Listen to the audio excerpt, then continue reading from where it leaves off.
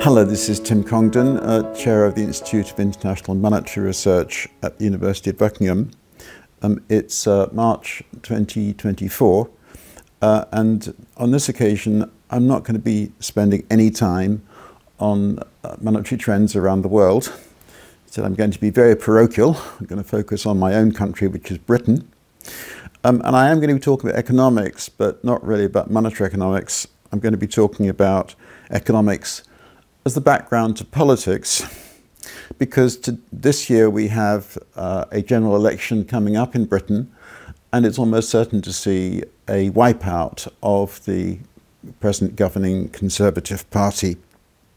And I want to reflect on and give some background to that event, which I think will be of interest around the world as well as just in Britain.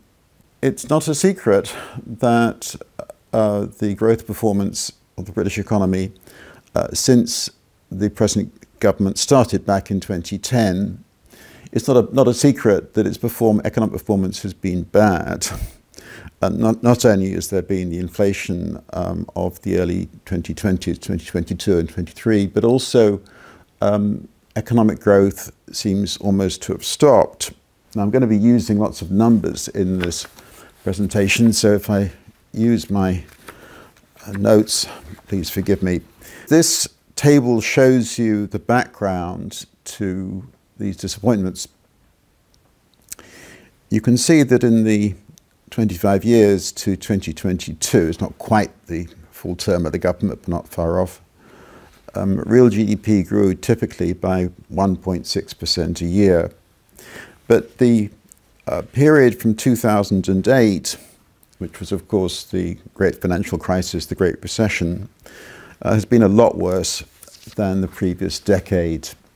In the last 14, 15 years, growth has typically been about 1% a year. It's affected a bit by COVID, but only a bit.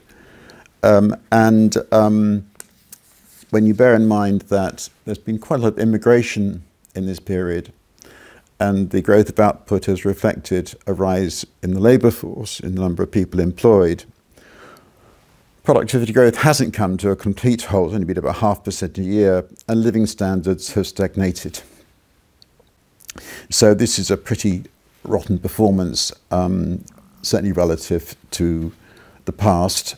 And indeed, in some respects, the growth of productivity in this period has been the worst since the start of the Industrial Revolution.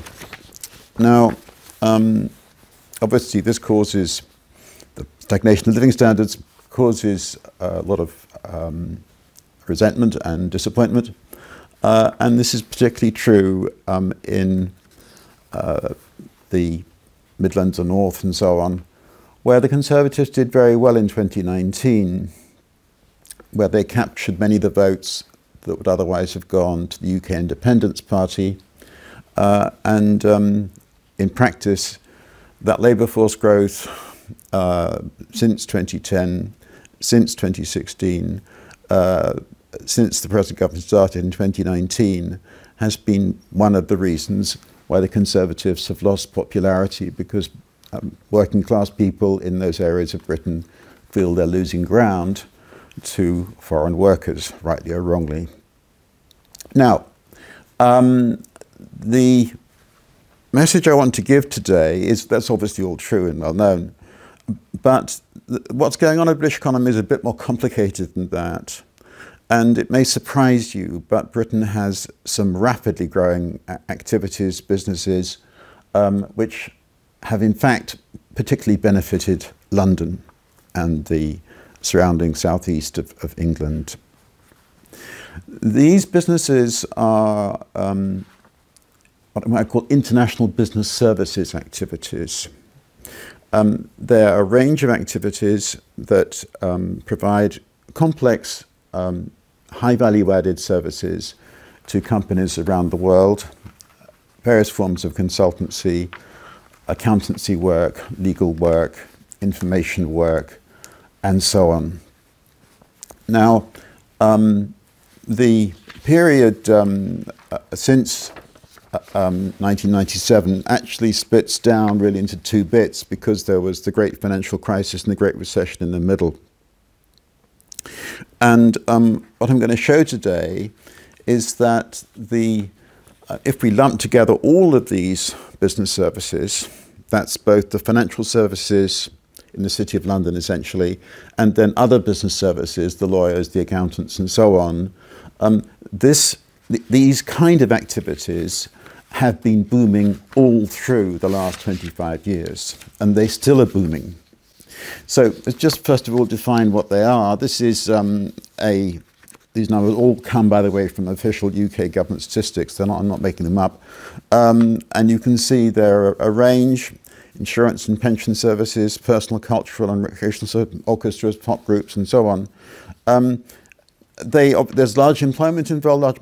They employ lots of people. They have a demand for office space. They have a demand for, obviously, all the electricity, and so they're very important to the economy. And in fact, in 2022, these business service exports, I mean, it's not just for the UK economy, these business service exports were about getting on for 12% of GDP.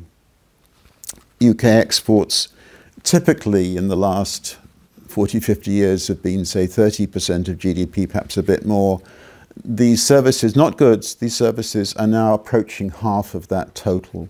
In some ways, this is surprising because, you know, the archetypical business service export is financial. It's from the City of London.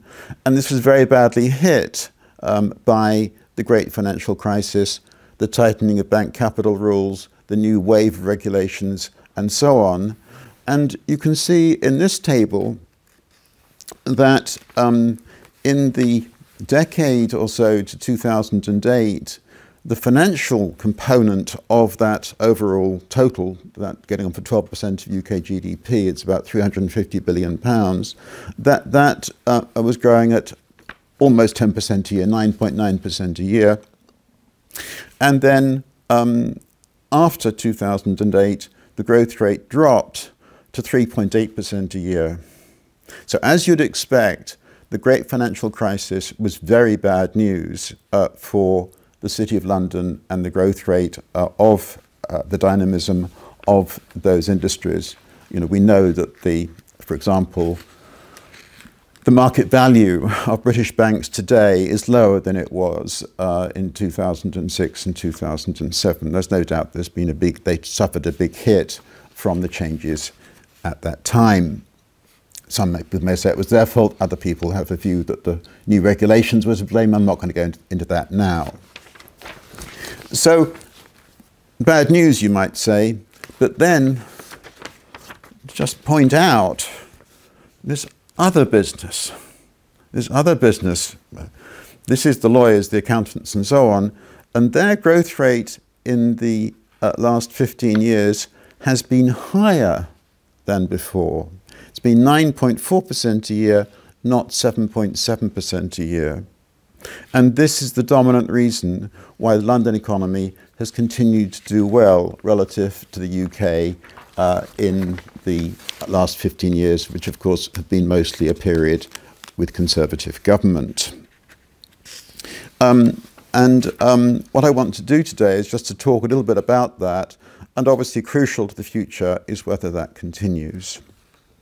That 9.4%, obviously there's some increase in prices as part of that.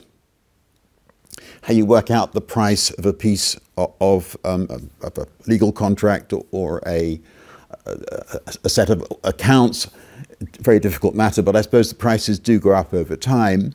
And you need to deflate the value of that 9.4% figure by some inflation number to get what it is in real terms. The increase in the price of British exports, according to official data, in the last 15 years has been getting on for 3%, in fact 2.8%. That still implies that the growth rate in real terms of these other business service exports in this period has been getting on for 7% a year. As I say, I don't really know how you work out the price or price index for a lot of these services. I'd say the growth rate is really something like 7% a year, which of course then, if it carries on, doubles in a decade. I've just shown you total business exports, including the financial bit, getting on for 12% of GDP. A lot of that element still growing at 7% a year in real terms. It's going to become a very, very important part of the British economy, even more so than it has been up till now. Now, you might then ask for a bit more information about what these exports are. Well, there's no doubt that the largest single bit is the price, the revenue that's received by the so-called Big Four and other similar consultancies operating mostly in London. I'll soon show you a breakdown of the total value of the total exports of the accounting firms and so on, getting over £40 billion a year, which is over. It's getting on for 1.5% of UK GDP. Another very important element is that Britain has got a number of multinationals, Shell, BP, and so on, which originate originally in the British Empire. They're still very important. They still operate around the world, and they make payments to headquarters for the services they provide to these enterprises all around the world, and that also is a very big part of what comes to London from these service exports. Let's just look at some of the other components here. We have legal services. They're getting on now for £8 billion. Their compound growth rate over the last 25 years, 8.8%. This isn't the stagnating British economy, please. It's growing at getting on for double-digit growth rates. And then we have something that's really been blessed by the internet in the last generation or so, a group of exports that come under the category telecom, computer and information services, now getting on for, well, £35 billion in total. Their growth rate in the last 25 years, 10.8%. You know, this is not an economy that is stagnating all round. It's just a very patchy picture, but one element in it is growing very rapidly. All right. By the way, you'll notice looking at that chart that the growth rate in recent years appears to be accelerating. So what I've done here is actually to show you the different bits in these other business services. There, so that all of them we include the financial and these other business services, other bits and pieces, is about 350 billion. This is 2022, and then the other business bits that have been overtaking the financial element, about 155 billion in total.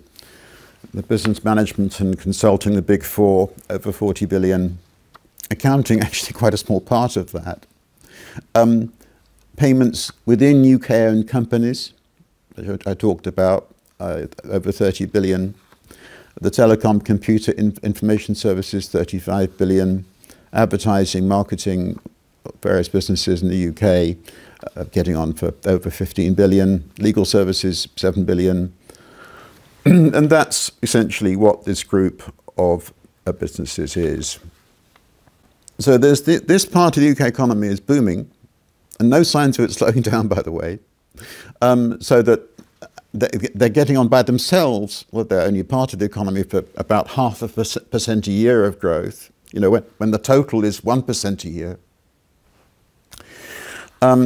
Of course, this then means that the rest of the country is doing rather badly, to say the least. So what I'm going to finish off this presentation with is just, you know, that in the UK we have data for GDP per head by local authorities. Okay, lots of information available. And what I'm going to show you now is I've got I've got to be selective, I haven't got time, and there's massive information to process. So I'm going to choose, I've got nothing against Gateshead, get that clear, but it's kind of a typical part of the north of England, just south of Newcastle upon Tyne. Years ago, shipbuilding, all these other things that were flourishing and booming and part of the UK economy. It's now rather marginalised. Anyway, GDP per head in Gateshead in 2010, the start of the Conservative period, was about 85% of the UK average. It's now 77%.